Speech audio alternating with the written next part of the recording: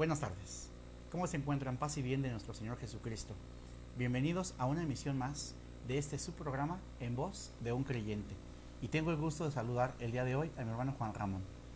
Pepe, ¿cómo estás? Muy buena semana, Bendecido. muy buen día. Pues sí, qué bueno que nos acompañan el día de hoy en este nuevo tema. Saludos también a todos nuestros hermanos que nos hacen favor de sintonizarnos, de vernos en cualquier hora de las horas que puedan vernos, a nuestros hermanos de la Rectoría de Señor de la Misericordia, del convento, de todas las rectorías de aquí de la ciudad de Irapuato. Invitamos a que compartan ese tipo de material, ya que es un trabajo bien diseñado por el obispo Arismendi, que con tanto cariño y con tanta caridad nos lo facilita para que nosotros podamos compartirlo con ustedes. ¿No nos lo vendió Pepe? No, jamás, No, nunca. Yo pensé, Todos, porque vi un cheque ahí de... no, ¿con jamás. muchos ceros? No, jamás. Ok, está bien. Nunca. Entonces, compártanlo, sobre todo para que lleguemos a todas las parroquias. Recuerden que un católico instruido jamás será confundido. Y el día de hoy tenemos un tema central. El tema más importante de toda la iglesia es la institución de la Eucaristía. Dice el Catecismo de la Iglesia Católica, Juan Ramón, que la Eucaristía es fuente y culmen de nuestra fe. Así es. Es el origen y el final. Como si estuviéramos hablando en un círculo. Sin la Eucaristía nosotros no tenemos nada. ¿Cómo alimentarnos? Así es. ¿Cómo alimentar nuestro espíritu? Yo siempre he considerado la Eucaristía como ese río de agua cristalina al cual puede llegar un sediento. Ese árbol frondoso que después de un día de trabajo bajo el sol uno puede descansar. Ese alimento para una persona fatigada y cansada es el bien de Cristo en la tierra para sus hijos. Y que a fin de cuentas fue lo que nos dejó Jesús, ¿no? Para nosotros, para recordarlo y conmemorarlo todos los días. Así es. Todos los días. Muy bien. ¿Y cómo quieres que empecemos, Pepe? ¿Con la historia de por qué fue instituido, o cómo fue, o cómo empezamos, Pepe? Va muy de la mano de lo que la semana pasada vimos, ¿no? Sí. Recordamos que estábamos leyendo Lucas capítulo 22, versículo del 19 para ver la orden sacerdotal.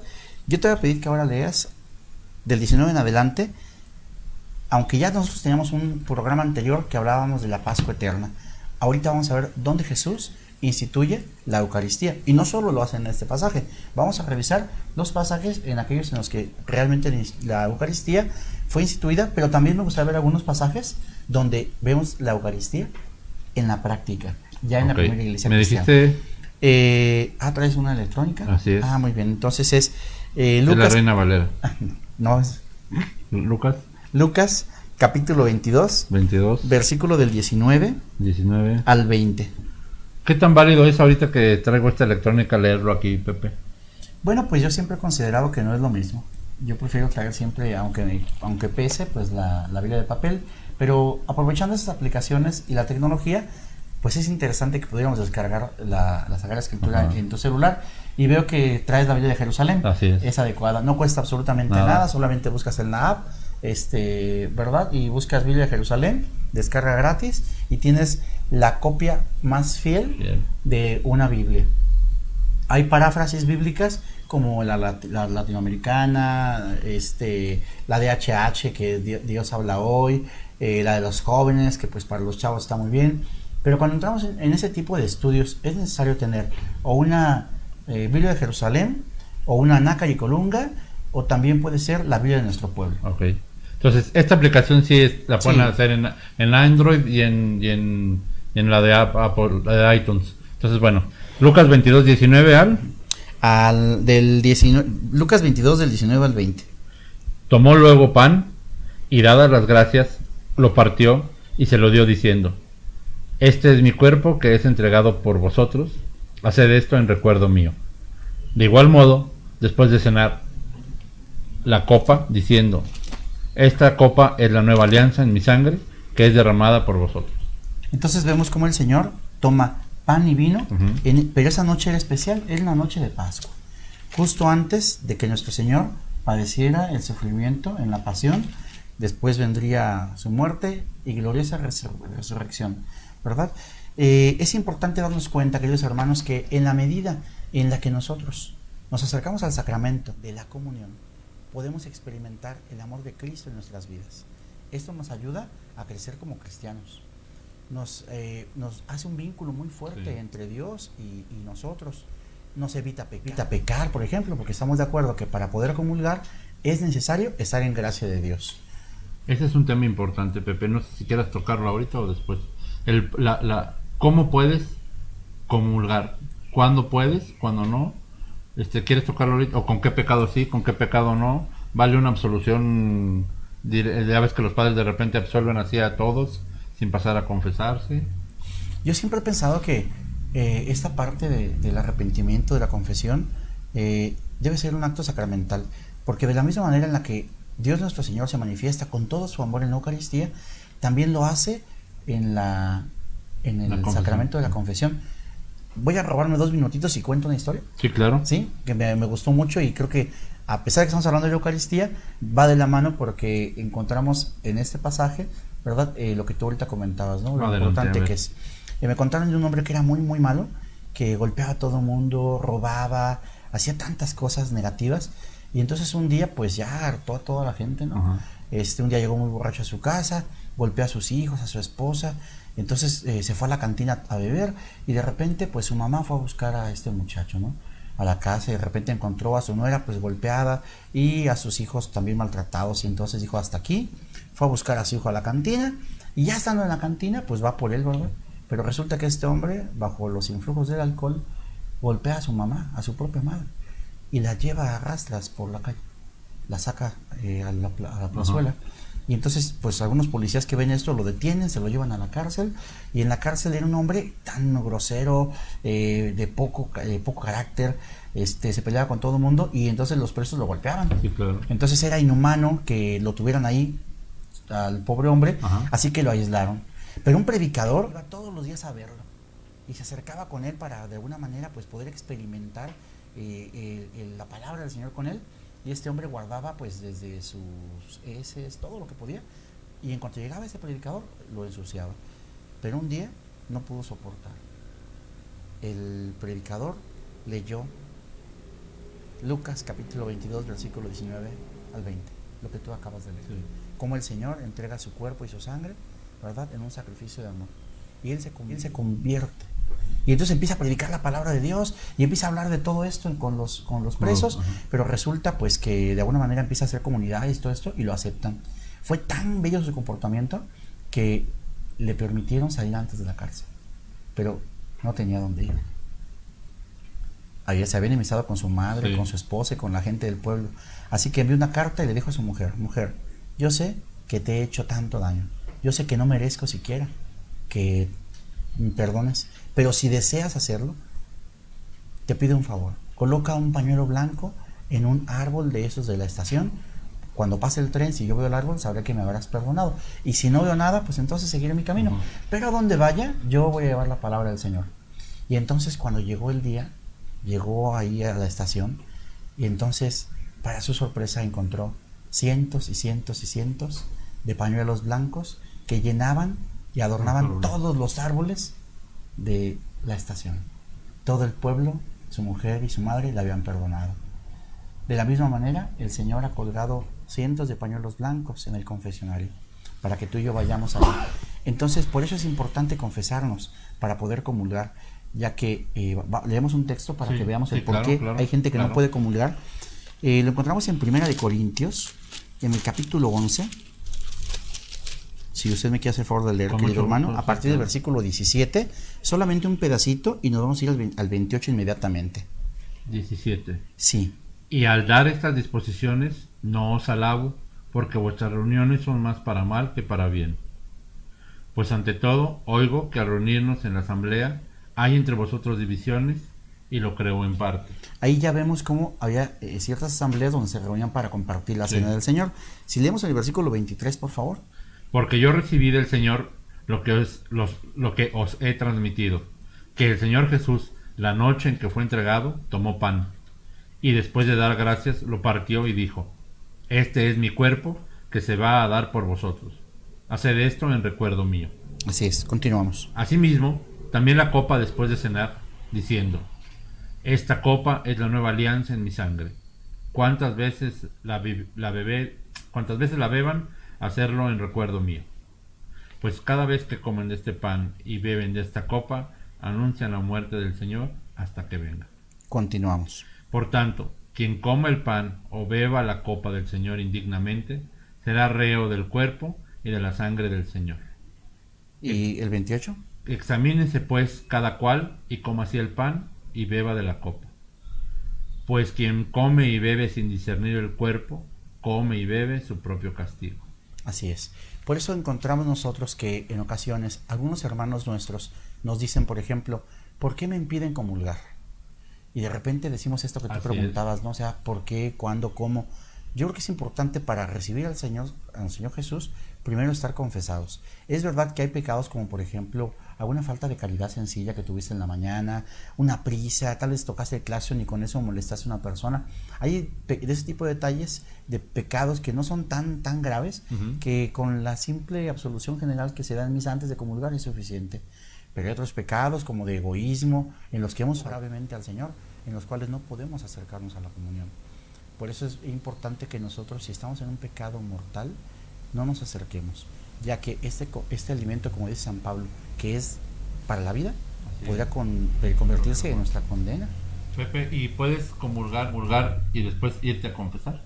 No debería, no es lo correcto, pero en ocasiones, por cuestiones, si el pecado no es muy grave, pero es una falta que ahí está haciendo ruido en el corazón, pues lo puedes realizar. Aunque hay en algunos retiros, algunos sacerdotes que, ¿verdad?, en algún momento no lo habían hecho así. Por eso es tu pregunta, ¿verdad? Sí, claro. Sí, porque a veces dices, híjole, la cola es mucha, mejor voy y me comulgo y me doy la vuelta y me confieso.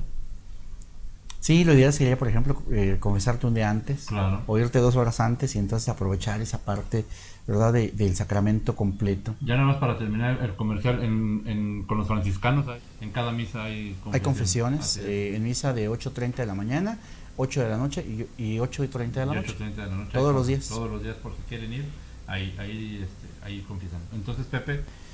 Pues continuamos, entonces ahora vemos cómo Jesús instituye esta Eucaristía, alimento de amor, que nos da la gran oportunidad de tener un encuentro con Él. Lo hace en la Pascua. Ya habíamos dado una charla sobre esto, recuerdas que se llama la Pascua Eterna. Pero ahora me gustaría que fuéramos al último libro de la Biblia, que es el Apocalipsis. Y a este tema se le llama la misa, el cielo en la tierra, porque realmente es esto. Entonces vamos a leer a partir del capítulo 4 del libro del Apocalipsis, haciendo un pequeño resumen. Se encuentra el evangelista San Juan en la isla de Patmos, está en un éxtasis y entonces él ve el cielo. Pero vamos a ver qué es lo que ve San Juan. Capítulo 4, por favor. ¿Desde el 1? Sí, del 1. Después tuve una visión. He aquí que una puerta estaba abierta en el cielo, y aquella voz que había oído antes, como voz de trompeta que hablara conmigo, me decía: sube acá, que te voy a enseñar lo que ha de suceder después. Al instante caí en éxtasis. Vi que un trono estaba erigido en el cielo. Hay un trono. Vi que un trono estaba... Sí, está bien. Sí. Y uno sentado en el trono. El que estaba sentado era de aspecto semejante al jaspe y a la cornalina. ¿Y su trono? Y un arcoíris alrededor del trono, de aspecto semejante a la esmeralda. Vi 24 tronos alrededor del trono, y sentados en los tronos a 24 ancianos con vestiduras blancas y coronas de oro sobre sus cabezas. Del trono salen relámpagos y fragor y truenos. Delante del trono arden 7 antorchas de fuego, que son los 7 espíritus de Dios. Delante del trono, como un mar transparente semejante al cristal, en medio del trono, y en torno al trono, 4 vivientes llenos de ojos por delante y por detrás. ¿Sigo? Sí. El primer viviente como un león, el segundo viviente como un novillo, el tercer viviente tiene como rostro como de hombre, el cuarto viviente es como un águila en vuelo. Los 4 vivientes tienen cada uno 6 alas, están llenos de ojos, todo alrededor y por dentro, y repiten sin descanso día y noche: Santo, Santo, Santo, Señor Dios Todopoderoso, aquel que era, que es y que va a venir. Y cada vez que los vivientes dan gloria, honor y acción de gracias al que está sentado en el trono y vive por los siglos de los siglos, los 24 ancianos se postran ante el que está sentado en el trono y adoran al que vive por los siglos de los siglos, y arrojan sus coronas delante del trono diciendo: Eres digno, Señor y Dios nuestro, de recibir la gloria, el honor y el poder, porque tú has creado el universo por tu voluntad, no existía y fue creado. Ya se acabó el 4. Muy bien, y vamos a continuar con el 5, vamos a ver ahí al Cordero Degollado. Ese es un tema muy amplio que incluso, no sé si el señor productor el día de mañana nos permitiera realizarlo, pero es completamente una charla acerca de casi una hora, sí, en la cual nosotros nos encontramos de alguna forma que en el encuentro con el Señor. Por ejemplo, si vimos un trono donde está sentado pues Dios, ¿verdad? También vimos 24 ancianos. ¿Qué son los 24 ancianos? Representan los 12 tribus de Israel y los 12 apóstoles del Nuevo Testamento. Por eso en la Eucaristía leemos Antiguo y Nuevo Testamento representados ahí. Vemos el arco iris, ¿verdad? Que es símbolo de la alianza. La Eucaristía es la alianza nueva y eterna. Vemos los vivientes, son los 4 evangelios. De hecho, los evangelistas tienen su porqué. Se considera que, como por ejemplo Mateo habla de toda la parte humana de Jesús, es el que corresponde al humano. Después vemos al que tenía el que es en forma de águila. Como empieza el Evangelio de San Juan, en el principio existía la palabra, habla del cielo, a él se le atribuye la imagen de la forma de águila. Por ejemplo, al toro se le considera San Lucas, porque en el Evangelio de San Lucas comienza con el sacrificio, seguramente del día de Yom Kippur, de Zacarías en el trono, ¿verdad? Sí, entonces tiene ahí como toda esa parte de la liturgia, y vemos el santo. Sí. Entonces, ojalá pudiéramos abundar en todo eso para, de alguna manera, pues, entrar en este proceso, ¿verdad? La Eucaristía tiene infinidad de formas de verla, claro, en muchos ángulos. Sí. Vamos a ver qué te parece un momento especial donde vemos cómo recién había resucitado Jesús y ya se había hecho la primera Eucaristía. ¿Te parece? Claro. La vamos a encontrar en el Evangelio de San Lucas, sí, en el capítulo 24, a partir del versículo 28. Lucas capítulo 24 a partir del versículo 28. Ya vamos a ver algo especial ahí. Nos preguntaban de momento a qué comunidad pertenecemos. Nosotros estamos en la rectoría del Señor Misericordia, aquí en la ciudad de Irapuato, ¿verdad? Pero le pertenecemos a Cristo, y si el día de mañana alguno de ustedes quiere invitarnos a su comunidad, con todo gusto podemos asistir y compartir con ustedes la fe. O también si quiere venir alguien de alguna otra comunidad. Claro, por supuesto. Mucho gusto, sí, también, cómo no. Ahí mándenos un mensaje aquí a la página, y con mucho gusto los invitamos para que vengan aquí al programa y que nos platiquen también de todas las labores que hacen ustedes en su comunidad. Oye, no estaría nada mal. Sí, ¿verdad? Sí, claro. Tener un invitado especial. Sí. Yo creo que el productor lo aprueba, ¿verdad? ¿Lo autoriza? Sí, dice que sí. Desde sacerdotes, personas encargadas de todo lo que encontremos, ¿verdad? En el camino del Señor. Entonces, el que quiera venir para dar la fiesta del patrono de su iglesia, los cursos que tienen, y para darle su promoción a todo eso que tengan en su parroquia, aquí son bienvenidos. Entonces leemos Lucas 24-28. Así es. Dice: al acercarse al pueblo y a donde iban, él hizo un ademán de seguir adelante. Pero ellos le forzaron diciéndole: quédate con nosotros, porque atardece y el día ya ha declinado. Y entró a quedarse con ellos. Y sucedió que cuando se puso a la mesa con ellos, tomó el pan, pronunció la bendición, lo partió y se los iba dando. Entonces se les abrieron los ojos y le reconocieron, pero él desapareció de su lado. Se dijeron uno al otro: ¿no estaba ardiendo nuestro corazón dentro de nosotros cuando nos hablaba en el camino y nos explicaba las Escrituras? Y levantándose al momento, se volvieron a Jerusalén y encontraron reunidos a los 11 y a los que estaban con ellos, que decían: es verdad, el Señor ha resucitado y se ha aparecido a Simón. Ellos, por su parte, contaron lo que había pasado en el camino y cómo le habían conocido en la fracción del pan. En la fracción del pan. La Eucaristía significa acción de gracias, aunque también se le conoce como el banquete del Señor, la Santa Cena, pero es aquí donde nosotros ya vemos cómo apenas Jesús resucitado, Él ya participa de esta Eucaristía. Ahora, hay algo muy especial. Cuando nosotros vemos la iglesia naciente, cuando nace ya en el capítulo 1, ¿verdad? De Hechos de los Apóstoles, nosotros nos damos cuenta, vamos a ir al capítulo 2, donde ya está la iglesia como tal, y vamos a ver cómo la iglesia, ya desde un principio, la iglesia se congregaba en esa fracción del pan, a la enseñanza de los apóstoles. Y lo encontramos en el capítulo 2 de Hechos de los Apóstoles, a partir del versículo 42. Hechos 2, 42. Ahí vamos a encontrar cómo la primera comunidad cristiana ya se reunía a realizar la Eucaristía. Adelante. Acudían asiduamente a la enseñanza de los apóstoles, a la comunión, a la fracción del pan y a las oraciones. Él se moderaba de todos, pues los apóstoles realizaban muchos prodigios y señales. Todos los creyentes vivían unidos y tenían todo en común. Vendían sus posesiones y sus bienes y repartían el precio entre todos, según la necesidad de cada uno. Así es. Entonces, nosotros ya vemos aquí cómo nuestro Señor Jesucristo, al instituir la Eucaristía, dio una orden. Se debe de realizar todos los días. Y al realizarse todos los días, la Iglesia Católica lo realiza todos los días. Ya, todos los días. En todas las parroquias, sí. En todos los templos. Entonces, es en la Eucaristía como nosotros nos encontramos con Cristo. Con ese Jesús que en una ocasión decidió hacerse primero hombre.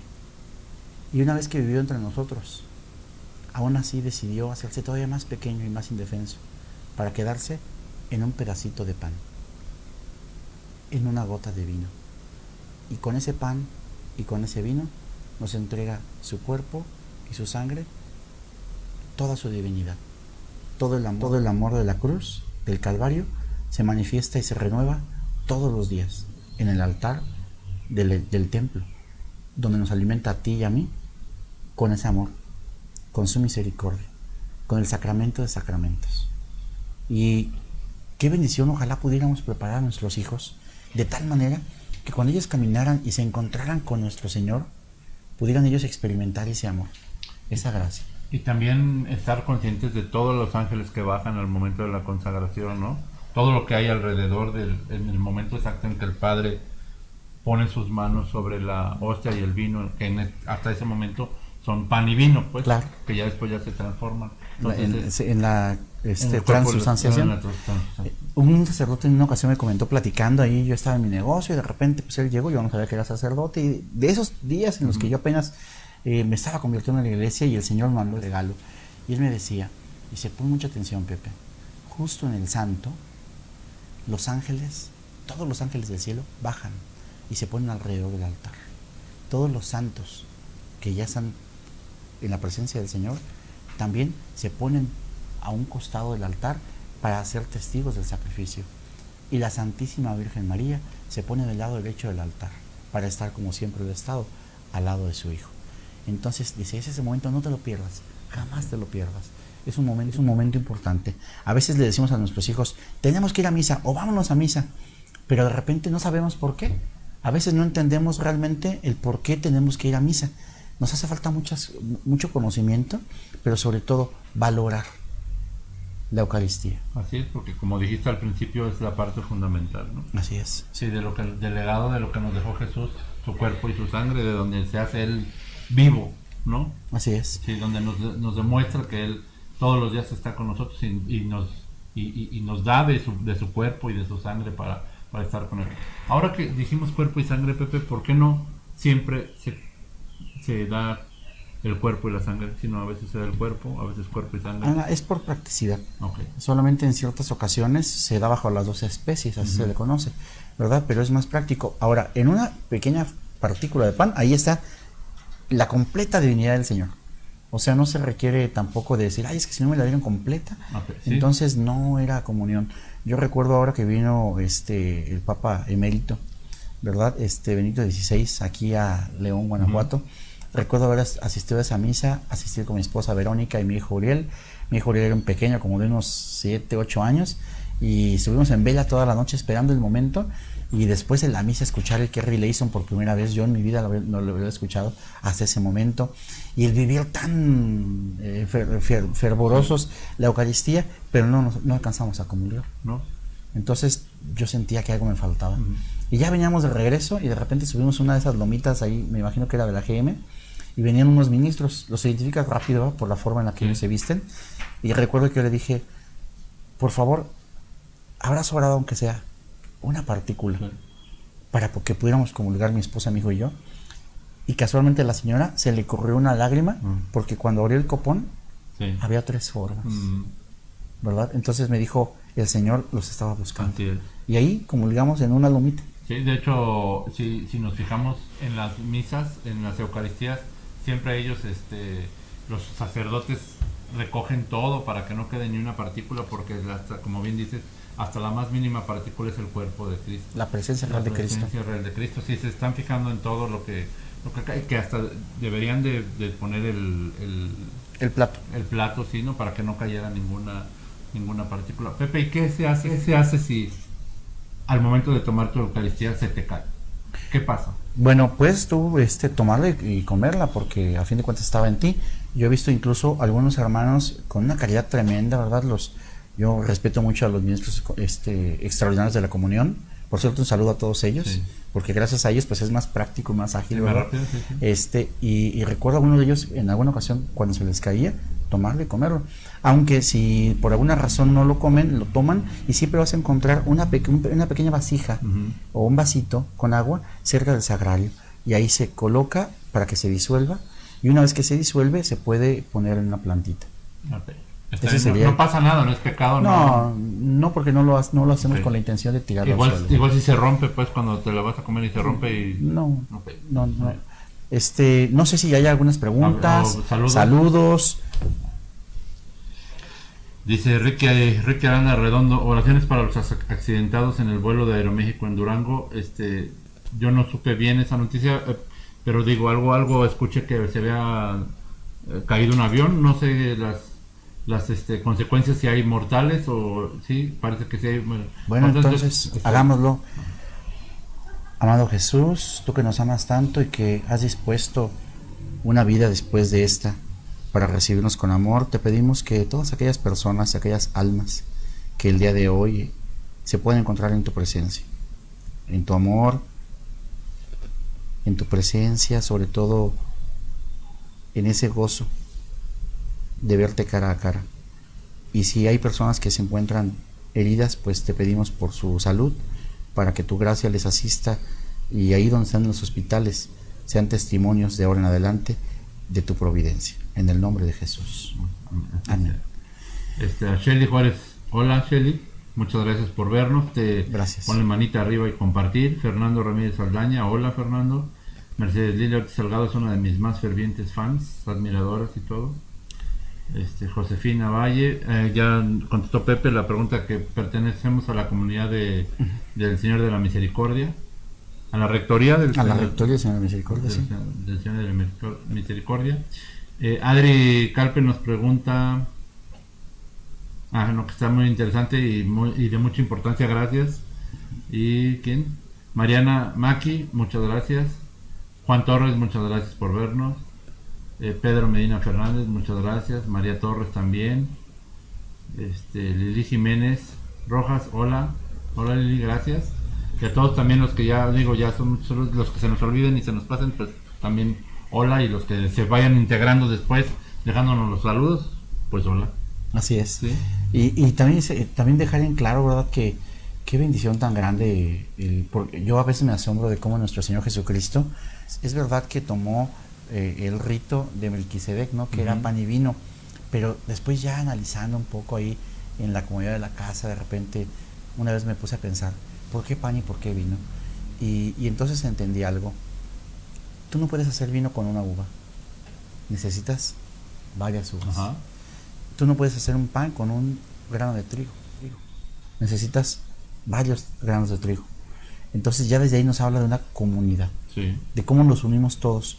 Y algo muy interesante es que, ¿por qué debemos de prepararnos antes de ir a este gran banquete, al banquete de banquetes, de ir con el vestido de fiesta, ¿verdad? Que es llegar a la reconciliación ya con vestido purificado, porque imagínense nada más, así como María llevó en su vientre al Hijo de Dios, una vez que nosotros comulgamos, somos semejantes a María, porque también dentro de nosotros llevamos al Hijo del Señor. Entonces deberíamos de ser muy conscientes de todo esto y pues salir con una paz y una alegría de llevar el Evangelio. Hay personas que dicen, bueno, pues yo nada más llego hasta el Evangelio y me salgo, ¿verdad? O hay quienes llegan atropelladamente después de las lecturas y dicen, bueno, pues yo con que comulgue. ¿Por qué no le damos el tiempo? Yo he visto hermanos míos, compañeros míos, que van a empezar el fútbol y preparan todo, ¿no? Desde la botanita y todo. Y de repente, ¿por qué no preparar nuestro corazón para encontrarnos verdaderamente con el Señor? Poder vivirlo. Yo recuerdo en una misa estar muy concentrado y de repente escuché como un suave viento y de repente un aroma a rosas. Y recuerdo haberle dicho al sacerdote amigo mío, padre, ahorita que estaba aquí escuché un viento y un aroma a rosas, y me volteó a ver con una caridad y me dijo, Pepe, pues ¿dónde crees que estás? Así es. O sea, es lo más lógico, estás en el cielo.